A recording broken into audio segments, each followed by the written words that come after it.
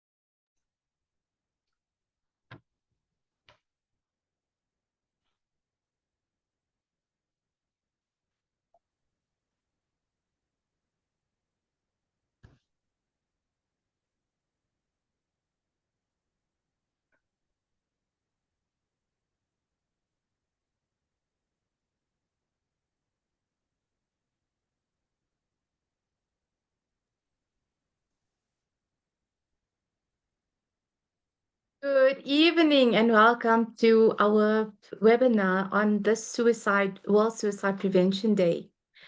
I'd like to thank everyone and welcome everyone for joining us today, especially our esteemed guest speakers and experts. And today is a very special day. Um, World Suicide Prevention Day has been commemorated throughout the world, and we are trying to create as much awareness as we can around this very important topic.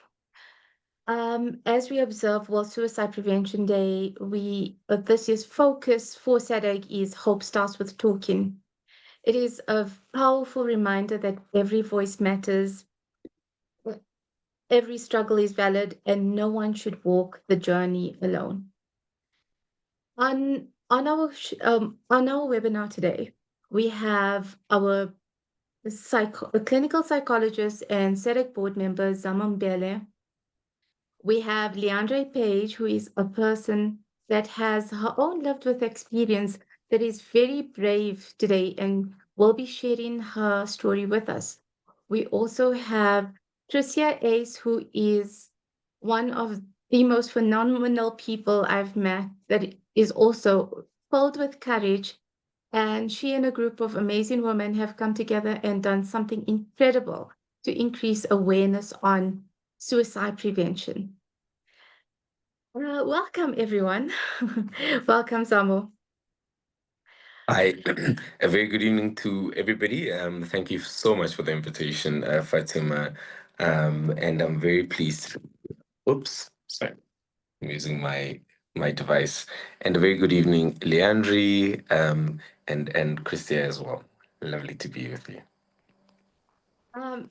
We are incredibly lucky, and I'm very aware that when we have these webinars, time goes so quickly. So I really don't want to take too much time with speaking, but I'd like to get this conversation started, which is so important. Zamo, I'd love to start with you. Many people find it very difficult to talk about their suicidal thoughts. And this whole discussion tonight is about suicidal thoughts, how to navigate around it, and how to cope better and have different strategies to cope. Now, because it's such a difficult topic, for someone either sharing that they have these thoughts and others that support loved ones going through these thoughts, why do you think this conversation is so hard? Thanks. Yeah, I mean, I think the conversation is so hard for a couple of reasons. But if I highlight one or two of them, the first one, which is perhaps more to speak to the evolutionary human nature, right? is that it's very, very hard. It's very difficult for you or anybody else to engage in the idea of reducing the population or the group, you know? And I think this is difficult in many ways, right? Like it's difficult to just start the conversation around suicide, leaving the collective, but it's also the responses that we oftentimes know when we hear about a suicide. Oftentimes people almost have like a negative response. And I oftentimes say that and it sounds very morbid, but I do think if you bear with me around this idea that we actually don't want to lose each other, and this will come up later. It's difficult because and our response is oftentimes negative because we don't want to lose each other. And the response oftentimes of people, oh, they were selfish, they were lazy, da da da da da, may be very much related to that. It's also very difficult because in a contemporary time, place, and space, it's very relevant to people.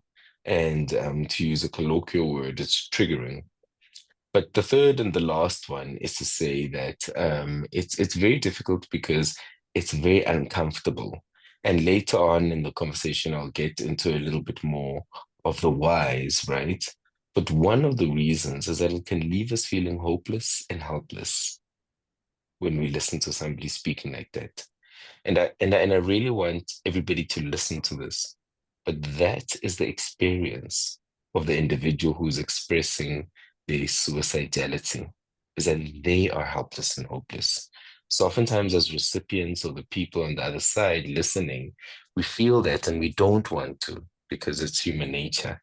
But actually, it's such an indication of what the other person is going through. And if we can just know, understand, and maybe tolerate that, then we can help the other person with this very uncomfortable, hopeless, helpless feeling that they're communicating in words, an expression of saying, I do not want to be here anymore. But actually, if we can bear that and tolerate it with them, then so can they. I love how you just like led this conversation into how do we have these difficult conversations. And yes, people do feel extremely hopeless and helpless. And sometimes they don't even know if they could lean on to someone or reach out for that help because they're in such a difficult place. But when we talk about opening up, if someone opens up to you and shares that they're having these thoughts, but they don't have the actual plan, how do you go about speaking to them and helping them through that thought processes? Awesome, thanks. Yeah, I mean, I think that I'm going to use your question to some extent to respond to that and say because it's actually an incredibly helpful question, and the sentence also allows me to say how we help them is not to do or say anything. Excuse me. How we help them is actually not to do or say anything initially. How we help them is to listen, is to really, in an incredibly present way, oftentimes people it's an incredibly present, attentive, intentional way to really listen, and then to listen, and then to listen, and then to listen, right? And to listen is to be present, is to be attentive, is to avail yourself. That's what listening is, right? We listen to what the person is saying, what they're not saying. We continue to listen as we're listening. We encourage them to do a lot more speaking because we're just here to listen, to hear them out. And I think that is the first and most important thing to do, right? What I think we can do thereafter, in kind of a consistency of allowing an individual without judgment, without our own panic when we hear what it is that they're saying. And listen, what I think we can do in addition to that is to help the individual know that this isn't it. When an individual is in a very suicidal place, this is it. This is it. And to help them and each other know that this isn't it can have different, um, it can look very different, right? One of the things that I oftentimes say, and this is potentially controversial, but I truly believed it, and I've said it when lecturing and teaching and speaking many times, so I'll repeat it, is and when I used to teach and train young psychologists and psychiatrists and social workers and nurses, occupational therapists, I used to say, I'm less involved in the business of telling people whether or not they would like to end their life or make that decision. I'm more involved in helping them with whatever it is that they're struggling with that is leading to that conversation. And that struggle sometimes is circumstantial and it is environmental, right? And that's where the listening and thinking with you comes in. And that struggle sometimes is very internal and it is emotive and it is cognitive with your thoughts and feelings and where you are. And that struggle sometimes is genetic. And if I listen and I hear those three and I help you say, this is what I've heard, and this is where then I can assist, I think that's one hopeful, helpful, and yeah, I wish a way to assist an individual who may be struggling. Thank you so much, Samuel. I think you put it in such great perspective because we often say this, and I say it so often. When we listen, we always often listen to respond, or often listen to think about what solutions can I do.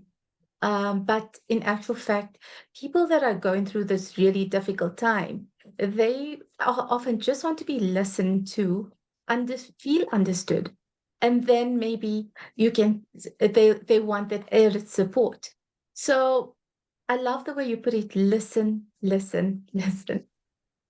I'd love to bring Leandre into the conversation now. And Leandre, through your journey with your mental health and well-being, you felt this way. Am I correct?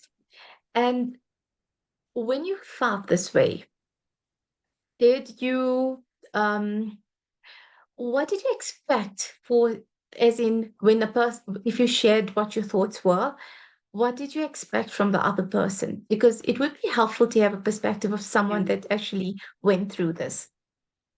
Um, what I can say, hi everybody. So what I can say from this is when you speak about it, especially with the older generations, with the newer generations today, everyone is more open to the whole mental health in the whole mental health. But if you go back in the days and you would speak to someone about suicide, the first thing they would do is like, okay, we need to book into a clinic. You need to go see a doctor. You need to go onto medication. And nobody wanted to listen. Everybody wanted to jump in to help. And I think that is the biggest thing that has changed now is that when I reached out to people, people would just take notes and get, I'm talking back in my school days and things like that, that they'll get the parents involved. And sometimes the parents are not the ones that need to be spoken to. Sometimes the child just needs someone to listen to them. And the older I got, the more I realized that if you just have someone to speak to, and I would say about 4 years ago, I started feeling like that again. And I reached out to SADAG, and they have been phenomenal for me. And I got the right psychiatric treatment, the right medication, and now I feel like a tree blooming again. So I think it's all about the processes and what you're putting in place to get yourself. And remember, this doesn't happen overnight to get the proper treatment plan or the proper help or anything like that. It's about you seeking and yearning for help. There are people out there that are going through a hard time and they just don't want to listen to your story. But you know what? Sometimes just sitting in silence next to someone makes a big difference. It's almost like what someone said, listen, listen, listen. And that's Correct. exactly it. Um, Correct. and like if you reached out to someone, DeAndre, what are some of the reassuring words would you say helped you through this process? Like, what were some of the good things that people shared with you or said to you that made you feel like it's okay, I can ride through this? I think the biggest thing is that we underestimate our parents. We underestimate our family. And no matter what, a mother's love will always be a mother's love. a father will always love you because you're their child. And I think the most reassuring words is like, you know what, we've got this. When they use the word we, specifically we, that means it's me and you, we've got each other's back. It's like a brother and a sisterhood. Like if you take, for example, like a psychologist, they become like your best friend. And the situation goes about we are in partnership together, we are going to help each other, we are going to support one another. So I think that's the key word when someone just tells you we are in this together. Lovely. I'd like to bring Zamo back into the conversation.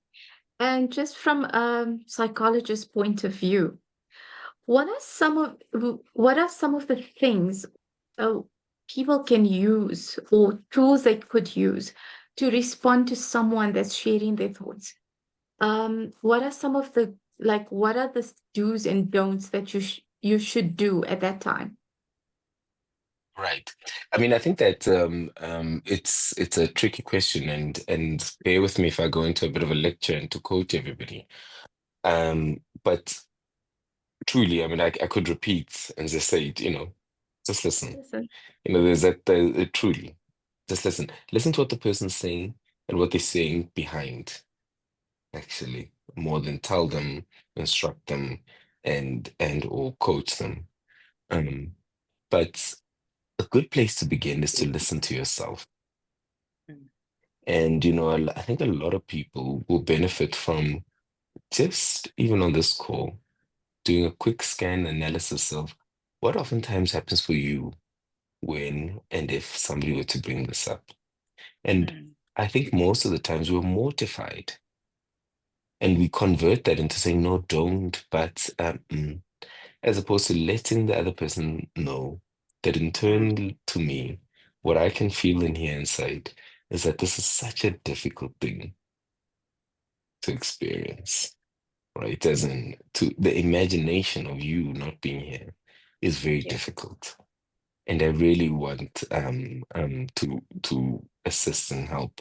And how I'm going to do that is to listen, right? So my first more near philosophical analytic one is listen, listen to yourself, and listen to the other person.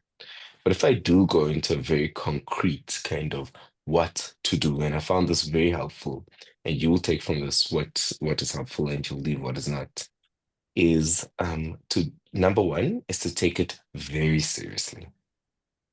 Actually, whenever somebody's telling you that they are distressed and telling you that they're in distress, is to take it very seriously. I think the second one is to try to create a place and space where they can elaborate. So it's not as though this is going to be a text or somebody says something at the water cooler and you leave it there. Whatever it is that you're doing can never be more important than that human being, their well-being and their life. So take it seriously and create place and space. Let's talk about this some more, actually. I think the third one to do, and now I'm being very coachy, is to investigate what it is and who it is that can assist us and help us. So I'm here. I'm not palming you off. I'm not sending you off. But who can help us with this difficulty? To Leandra's point when she's speaking Mm. about the importance of an us, right? Mm. Including who can help us. I'm going to do some research. You do some research. You tell me what you need, and let's figure Mm. that out. And then I think the fourth one is to assist them to Mm. access that support. Um, I had a very good supervisor many years ago who used to say to me, she dealt with corporates and they would call her and they say, "Oh my goodness, somebody was in real trouble." And she would say, "Oh, what did you do?" "I sent them home." And then she would say, "By themselves?" And it's like when somebody is in distress or trouble, they don't want or need to be by themselves. So be there Mm. and be present. And the fifth one is just to follow up. Do not avoid the conversation. Do not let it die down. It's so, so, so human. And forgive yourself for wanting to avoid difficult conversation in places and spaces, right? But do not do it in this regard. Mm. Follow up. Do not leave it there. That's how I would put it if I were to give a step to step over and above my more philosophical listen to yourself and the other person.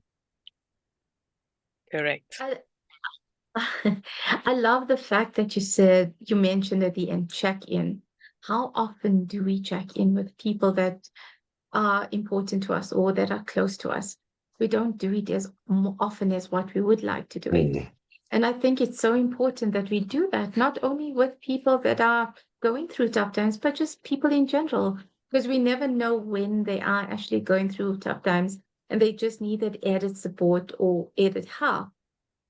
And I am going to lean to Christia. Welcome, Christia. um, I think your journey, like that brought you to the You Matter walk, was very it was something that happened in your life, and it encouraged you to take it a step further once you were able to cope better. And I really want you, I know you're absolutely brave. I really want you to share your journey to where you are at the moment with us. And if you look back, how would you do things differently? Um, let's talk about this. The first thing I want to say before I share is I wish I knew all of this when it happened to us. I wish I knew it ahead of that because unfortunately I lost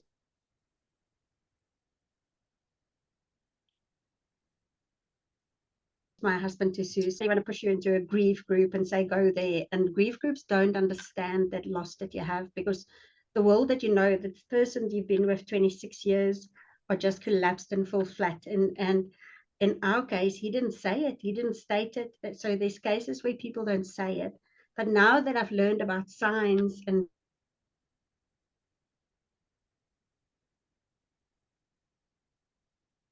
things that life gets so busy, and that suicide loss pushed me in a pathway to search for answers and search people that is in the same situation as me and try to understand if what I'm experiencing, all the what ifs and all the doubts and what should I've done and is it my mistake? Am I guilty that I do something? And I searched for groups that could help us. And luckily or unluckily, actually, for the people, I wasn't alone in my search journey. I found others that is in this situation too. And that's how I found Carla and Ilse, who also lost people to suicide in their lives. And we helped each other a lot in the beginning because it's a heavy, suicide loss is very complicated.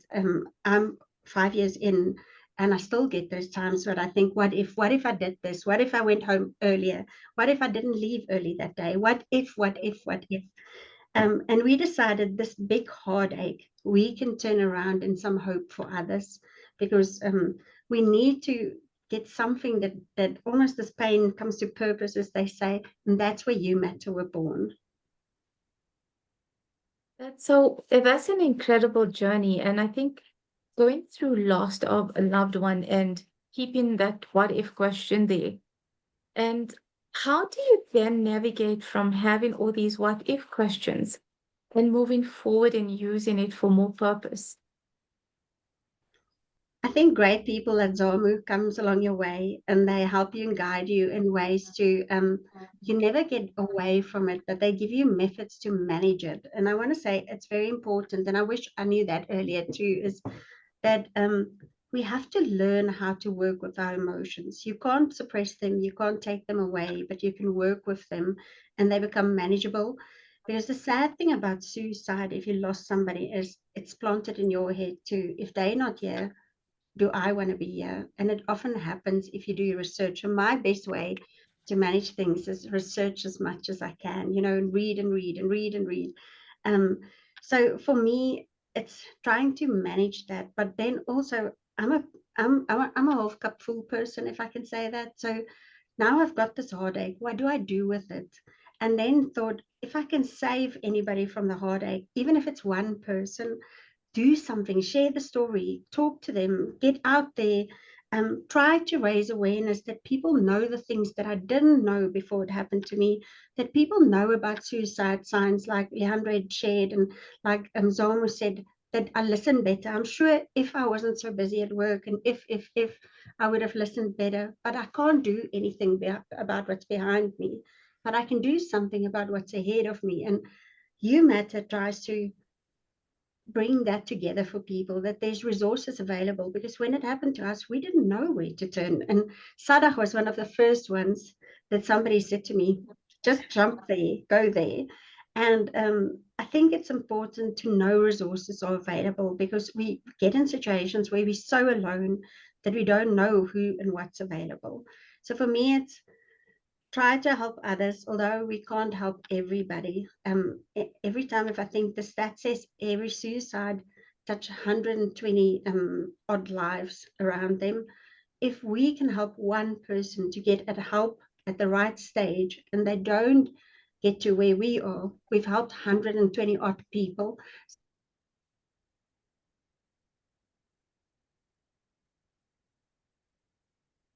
So that's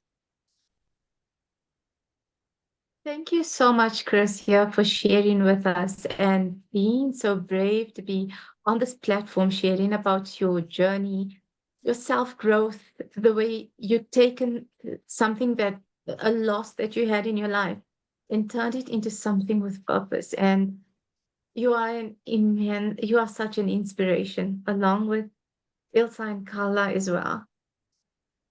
Zamo, thank you so much for I want to come back to you because Christian mentioned warning signs.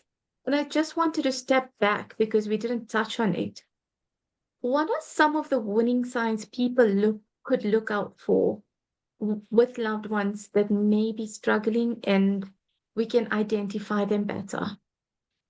So, um, the first thing that I wanted to do is to Christia, there were two things that I wanted to agree with you and punctuate.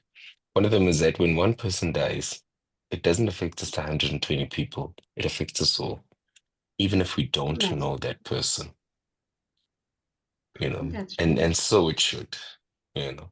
And I really love what you're saying, which is to bring a highlight to the impact of those who are left behind. And the effect of it is, if you are a glass half full person, which you said you are, Christian, is what we're doing this Yes, evening, is we're converting the impact of it into something helpful and hopeful. So good on you. The second one related to it is, I oftentimes speak about the thing about loss and death is not just what it takes with it, it's what it leaves behind. And no doubt it leaves a lot of grief and a lot of pain, a lot of it, um, in different angles, including anger as much as sorrow. But what it can also do is leave a legacy.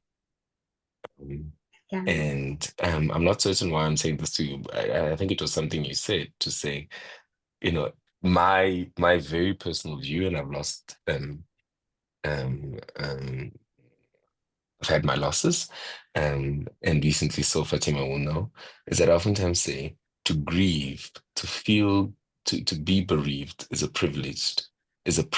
Really, it is. Because apparently you were loved and you loved to that extent. And not everybody that's has so that true, experience. John. Yeah, and I always say, I rather, if people ask me, and sorry, I jump in, Zalman, if I Please, could choose, would I choose somebody else? And I said, no, I would never give up the 26 years with my husband, even if I knew this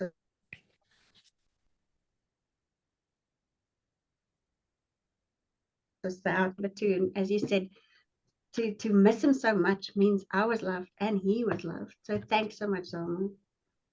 completely. I think when it comes to the warning signs, my answer has oftentimes been one, but I've got a second one. So I'll answer the second one very quickly, very briefly. Which is to say, a lot of people need to know that at the best of times, at the worst of times, there aren't any warning signs. You couldn't have known.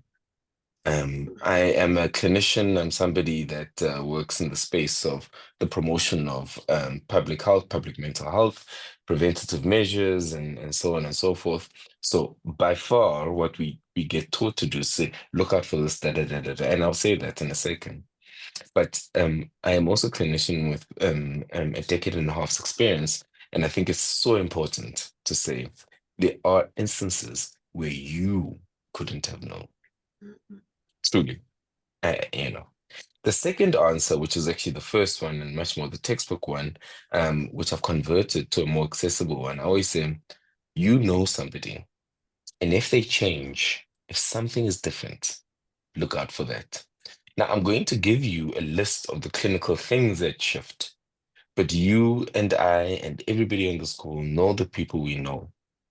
And we know that sometimes the change is not just appetite, weight gain, weight loss, sleep patterns, an ability to get up in the morning, to go out at night, enjoyment of things, and so on and so forth. Sometimes it's just that feeling that something is different. Mhm. And more than a list of symptoms, and I've given them all to you, right, is mostly to be curious about if something is different. Okay.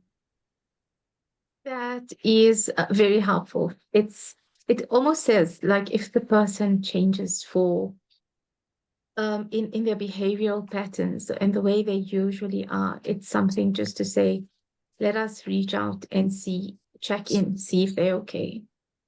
Um, Often I see, I we often notice that people that we speak to often, and when they go quiet on you, I find it very odd. So often do a check in just to see if you're okay and you're around. But it's a practice that we all need to take into because Damo, I love the way, and I've listened to you very often, and you always spoke about the connectedness and the disconnectedness of people and their relationships. And that's where this comes in, right? We are there around people, we live with people, but often we miss all the signs. And then when something happens, we start questioning what happened. And I just want to bring you in here to speak about the connectedness and the disconnectedness and how we can become more connected again. Yeah. I think I want to answer that in two ways, right? The first one won't I always have a lot to say. Uh, the first one won't answer it necessarily directly, and then the second one will be a little bit more direct, right? So the first one is I just want to spread this message. It applies to suicide and but I think it applies to mental health, mental wellness, mental illness, and also just the society that we're in around connectivity. You know, I oftentimes say that we live in a world with the most connectivity, right? We've got 3G, 4G, 5G, we've got Starlink, we've got Wi-Fi, you know, everything is connected very fast, very instant. Yes, yet we are the most disconnected people in the history of social kind of existence. We're the most disconnected people. We live in the most dense places, but we're the least connected. We live in a world with the most social platforms and forms of connectivity. I cannot tell you how I cannot bear how easy it is to get a hold of me. And that's because I'm actually an old person. I think I still look young, but in reality, I'm very old. And the idea that that somebody, you know, between like calling you, iMessaging you, WhatsApping you, emailing you, Twittering you, Instagramming you. There's so right. Yet we are the least communicative people. All of this to say, in a society with the fastest and most reliable connectivity, with the most platforms to connect, we're the most disconnected people.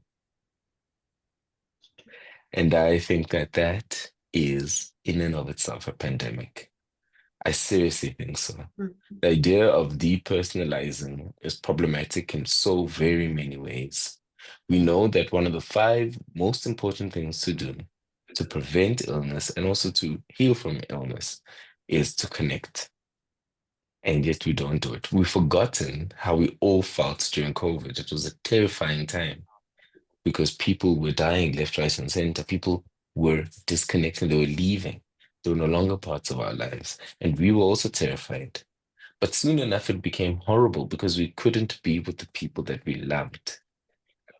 and we yearn for that, and how quick we forget, actually. So connection and being with people for me is one of the most important things. I'll tell everybody a secret. I said to Fatima, I may have to have my video off because I'm with my son, and fortunately he went to sleep just before this. But I overvalue the idea of spending time with people and loved ones more than anything in the world, right? The second answer, which is much more relevant to this conversation, the importance of connectivity, specifically when it comes to suicide, is the following, right? We know statistically that when patients, hundreds of thousands, who did not go through with a suicide attempt were asked what kept you going, most of the time, and I cannot tell you the actual figure, it was the idea that they would feel guilt about the other people there, right? We know that when people have had a suicide and they have had an unsuccessful suicide and they wake up, and one of the biggest regrets is not that they didn't die, is that they put the people that they went through, they put the people that they love, what they went through. And I think that's such an important message to anybody who has experienced a suicide to say most people, even with a successful suicide, are thinking of you and they regret it. And what a piece of solace action. And they wish that they were here. But I say all of this to say that to be with people, to be connected is life-saving, is life-saving. It's literally life-saving, actually. Then the last one more clinically is to say, what we also know is that when we are with people, they can tell us when we're not okay, even when we don't know it or don't want to admit it, actually. And whether it's whichever walk of life you come from, whether it's mosque on a Friday afternoon, whether it's Shabbos on a Friday night, whether it's a braai on a Saturday with the rugby, whether it's Sunday lunch after kerk on a Sunday, when you are with people, they can say something's not okay. In addition to my first point, that says that when you are with people, you're oftentimes compelled to live with them and not exit. So social connection is very important. And one sentence to sum all of it up, it's incredibly important because I think it is one of the factors that is the most missing piece in our modern society. And we have a lot of things that mimic it, but the reality is we need to just be with our friends and family. And we've forgotten how painful it was during COVID. And the second point is to say most people apparently keep going because of the duty and responsibility to the people around them. And the last one is sometimes we don't know when we're not okay. And somebody can reflect that for us and help us do something about it. Thank you, Samo. I think a lot of people would like in the conversation, and it is really important to stay connected. We have a question, and it's taken us away from the conversation, but it also is very important to tie in, and I'd love to bring it in. It's about, you know, how can we, if a person has recurring suicidal thoughts, how does one deal with it? We can say seek help, but what do you do when those thoughts are always present? I mean, you can go to a psychologist once a week, every once a month, but in that interim, you still have to cope with those thoughts. What are some of the helpful hints that you can share with us so that it helps them through that that gap of time? Yeah, sure. I mean, I just wanted to double click on something because Leandre said that one of the things that she found incredibly helpful was to speak to a psychologist. I mean, I'm being a therapist here, just to punctuate this importance of connection. And part of what she said in my interpretation is that when she found somebody who could be a best friend, as in who could connect with her, it helped save her life. And Tricia has done that in reality, has found people in the world actually to connect with. So you can tell I feel very passionate about this idea that we must connect and be collective. Actually, I feel very passionate. So I just wanted to finish that off as well. There's a very complex response and answer to this idea that around suicidal thinking and ideation, right? And I'm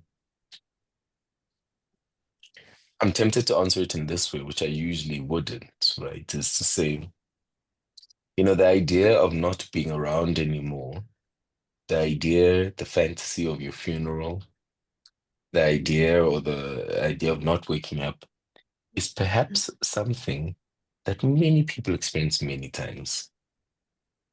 If it becomes overwhelming and distressing, if it becomes something that oftentimes initiates thinking, process, method, action, then there's something that we need to be incredibly concerned about. The first point that I'm making is not to be quiet about the fact that I'm thinking and feeling this, actually, in very many different ways, right? Because apparently a lot of people have that. A lot of people have that. I have the real privilege, but a privilege and the pleasure of being a psychotherapist, and I hear people's deepest, darkest thoughts. And a lot of people imagine they didn't want to be here anymore, one way or the other. Don't be shy about speaking about that if you have that thought, actually, right? Expressing it to somebody and relaying it to somebody, you'll be so incredibly surprised how they may normalize it, but also, as much as I say a lot of people have it, we need to be incredibly thoughtful and curious. Why wouldn't you want to be here? What is it about the here that you want to leave? And is it internal? Is it external? Is it environmental? What is it about the here that you would want to exit and or leave? There's an interesting study, I think it came out of I'm tempted to say San Francisco or Seattle or the United States, that said that most all suicides are um, an escape from extreme distress. But the thing about extreme distress is that it was redefined internal and external. It is an escape from extreme distress. And I think that trying again to listen to what is the distress that you are facing and experiencing, and how can we help you with it, and mirror it, or just sit with you, comfort you, tolerate it, is more important. Last thing, and I think I've obviously kind of I'm not answering your question anymore. And to say is, what I've observed, and I like to say this, even though I have no substantive evidence, is most all religions, most all cultures around the world, all over time, whenever we're in distress, we come together. As much as whenever we're happy, we come together. I do not yet know of a culture or grouping of people when there's a wedding or there's a loss that do it in isolation at all. And I think that the reason I bring that up is to say we need to come together when in fact it's incredibly difficult. In the very same way as we do it, and we find it much easier to do when it's joyful and happy. Thank you, Zomo. I see Leandre has a hand up.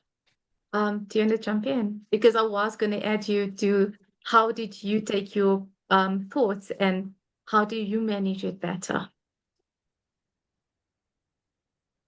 Oh, no. Somebody's going to have to give Leandre permission to unmute quickly. Mute, yeah. Oh, no. Do it again, Leandre. There we go. There we go. Okay. So something that I've learned, and I'm just tapping back on what Zama said, and you're a fantastic psychologist, psychiatry, whatever you're specializing in, you're amazing. But something I've learned is that with my psychologist, with the conversation that we keep having, there's times that when I actually about 4 years ago, I was completely broken that I actually didn't want to be here. And the more we got to speak about it, it more became a conversation. But eventually what happens is with the right treatment, it becomes like a moment when she actually asks you and says, have you had suicidal thoughts? And you're like, no. So the whole idea of talking about it scares people. But like Doc says, that speaking about it is probably the best way to actually put it out there. And when you actually say it out loud, it's actually scarier than what it is. And for me, I can't. What made me change my perspective is that let me go back to the straits where when I was suicidal and cutting myself and things like that, it was kind of like that pain was taking the pain I felt inside, if that makes sense. It's such a sharp pain that you actually want to die. And it hurts so much that you think that's the only way. And just like Doc said, it's the distress because you have nowhere else to go. And with time, I learned that now I've got two nephews, and I'm already picturing what I want to be when they get married one day. So I'm forcing myself to put long goals out there for myself. So it actually blinds that thought of suicidal thoughts, and always find your triggers. Triggers are the main thing we need to look out for. So you can have a trigger of a scent. You can have a trigger. This is going for environmental things. It's like you can have a trigger of a car that you know had someone that was a loss to you, or you have a boss that is extremely overwhelming, or you have a colleague that is negative. These things are all triggers that you need to deal with. And I always reiterate with people, reach out to people, because there is someone that will listen. And I mean, I've had long conversations on SADAG, and I've had long conversation with some of the people from my support group. And if you just reach out, someone will listen. Thank you for sharing, Leandra. I think your points are always so helpful because you've used it and it's helping you cope. Yes, there's never one size fits all thing, but some of the ideas, some of the concepts can translate into different people and you can adapt it to cope better as you're going along. Correct. Is there anything you would like to add, Christia? So everything that Zamu and Leandre said made me think of a Simon Sinek video that's 8 minutes. I don't know if anybody know the 8 minutes video, but the 8 minutes video, Simon Sinek told the story, and he says he had a friend that were going through a tough time, and he said to her, "Why didn't you phone me? Why didn't you talk to me?" And the friend said to him, "I did. I phoned you and asked, can we have coffee? I phoned you and I asked, can you come by on Saturday? And every time you were traveling or you were something."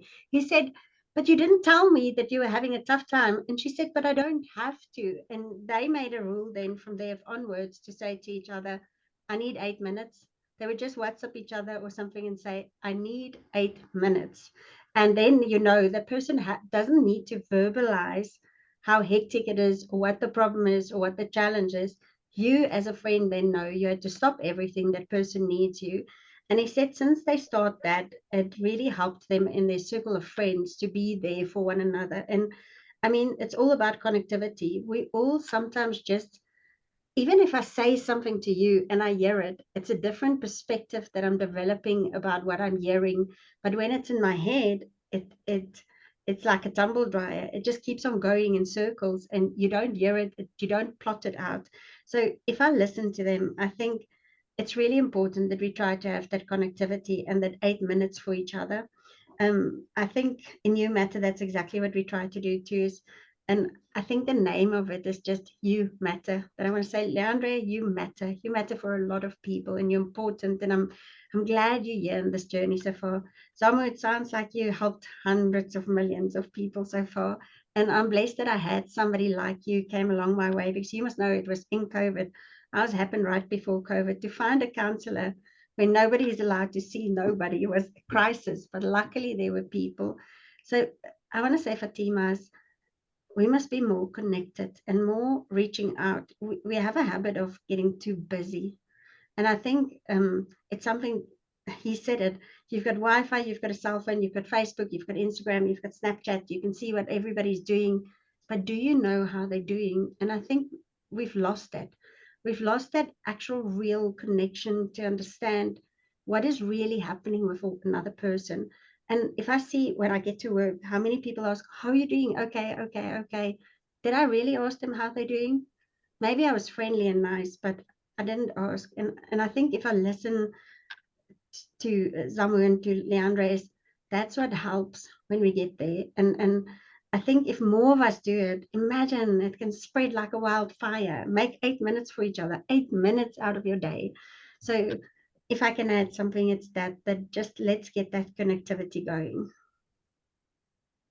Thank you so much. If I can just round up this conversation and the question that came about how do you deal with recurring suicidal thoughts? I think it's about your support system, getting the right support system, getting the right people around you to help you through your journey. It's absolutely important. The second thing is reaching out for help. Often we sit and we keep quiet and we don't share. And I think with this, we need to share more, we need to talk more. And this is where our theme comes from. It's hope starts with talking. Yes. So yes, it's about connect, like someone, it's a roundup of just being more connected. We're almost out of time and I can't even believe it. Actually, we all are over time. But I do want to, Christia, I want you to share the You Matter Walk, the details. People that are there watching today and they want to join you on Saturday. How do they do that? Where does this You Matter Walk start? What are the times? Please share all the details with us. Excellent, and thanks for the opportunity to say. The You Matter Walk is at the Big Red Barn. I hope some people have been there. It's stunning if you have children too, but you're going to walk nice in nature, see the sun through the trees. We're starting at 7 o'clock, so this Saturday, the 13th, at 7 o'clock.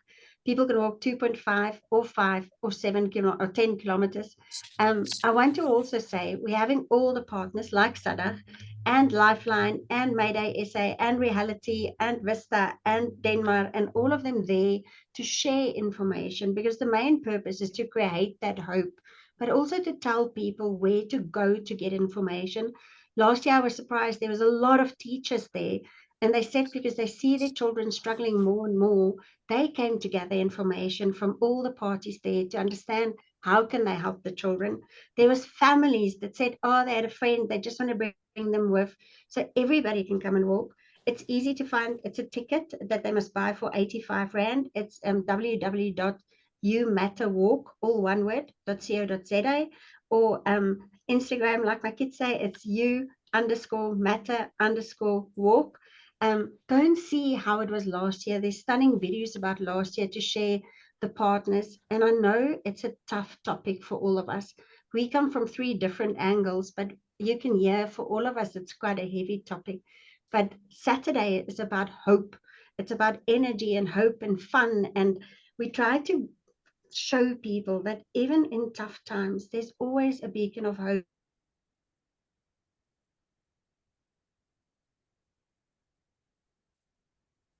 And somebody can help. But just get yourself there, come and enjoy it, have a nice coffee with us, and just join the You Matter Walk, help each other. Thank you so much, Christia. I think we can start closing. So, Fatima, sure. Sure. the one thing I just need to reiterate to people is that this is only a time that you feel like this. It gets better. And once you go through the right therapy and you get the help you need, you become that person that can spot out the other people that are suffering or going through a hard time. And the motto I live by is, can I buy you a cup of coffee? I love that. Love it. It's that 8 minutes coffee thing. I love it. Thank you so much, Leandre. Just in closing, I want everyone to share just a closing remark, a message of hope, because that's what our theme and this is what we want to get through. So yes, the conversation was really heavy, but let's end on a lighter note. So Lucia, go ahead. I think for me, it's there's always hope. There's always somebody caring. Just reach out, and then to all of us is, I think Zamu said something important, and I want to state that the more I read, it told us all of us have that thought somewhere that we don't want to be here, we don't want to do this anymore, we feel lost, we feel alone. And if we act faster, there's always somebody there for you. Don't feel on your own. So for mine, it's hope and reach out and talk about it. Thank you so much. Leandre, your closing notes? My closing notes is, guys, show a little kindness. I think that's the biggest thing that we need to take away every single day. Show kindness, because you don't know what anyone is going through. And if you think they're not going through something good, reach out. Buy that cup of coffee for that person, or take them for a sandwich, or even just say, let's go for a walk. It will make such a huge difference, and we'll be in a happier place. Thank you so much. Samo? Yeah, quickly, lastly, I've posted a bit of information about the U Walk on the chat, so you can have a look at that. So I've posted the link as well as something. Hopefully, everybody can get involved. You know, I could say very many things, but let me say, Christia is completely correct. You're not the only person Correct. struggling with these thoughts. No matter how put together who is, you're not the only person. So perhaps they do not have to stay in the dark. Because, Correct. like I heard last night, like a mushroom and fungus, everything that stays in the cold dark grows much more. So that's the first one. Apparently everybody goes through it. And to Landry's point, also as well is this idea of let's help each other just by being kind. You know, Yeah. life is hard, the world is difficult. We're all going through so much. Um, Mm. but the one thing that I want to add a spin to it is not just to be kind to each other, but also just be kind to yourself. You're doing the Yeah. best that you can, That's and true. here you are. That's And apparently that is a lot. So be kind to yourself. Thank you so much, Samo. I think being kind to yourself is so, so vital. Thank you so much to my guests. I wish we could have this conversation for over 2 hours because I've learned so much and we've shared so much of info. And I think going forward, we have so many other webinars that we do have planned. So to everyone watching today, join us. As we unfold through this month, we do have really helpful topics that may help you through your journey. I just want, as much as we spoke about the help, the therapy, everything. I think for me, my closing remark is that SADC remains committed to supporting people. And we are there to support you when you need, and you just need to speak to someone, and they are there to listen to you. So a reminder that our helpline is open 24 hours, 7 days a week, every single day of the year. So if you need compassionate Yes. voice that is always on the other side of a phone call, reach out to us. We're there for you.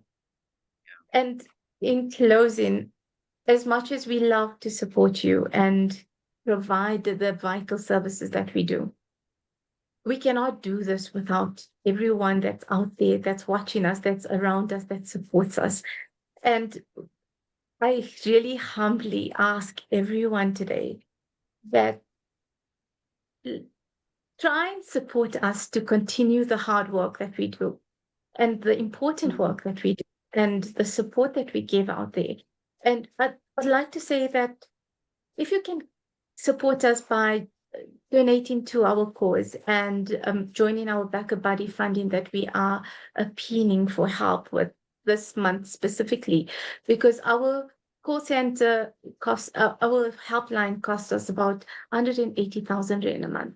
We don't have a permanent sponsor.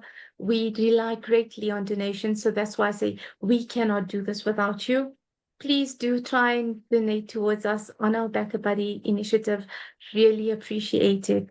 And we value everyone that's around us and we value your kindness as well. So let us spread kindness and hope and make sure that we are helping each other out. Like I think Zamo always says this as well. One suicide is a suicide too many. So Correct. help us Yeah, prevent those agree. suicides Leave nobody behind. Leave and nobody yes, behind. We've and got let everyone you. feel heard. We've got So you. thank Thank you for joining us tonight, and hopefully you will join us on Friday afternoon. And we will see you again next week as well. So please do follow us, join us, check our Instagram, our Facebook for all the calendars and other lives that we are hosting this month. Thank you so much for joining us. Thank you, everyone. Have a good Bye, night. Bye. everyone. Thank Cheers, you. everybody. Have Bye. a good evening. Bye bye. Thank you.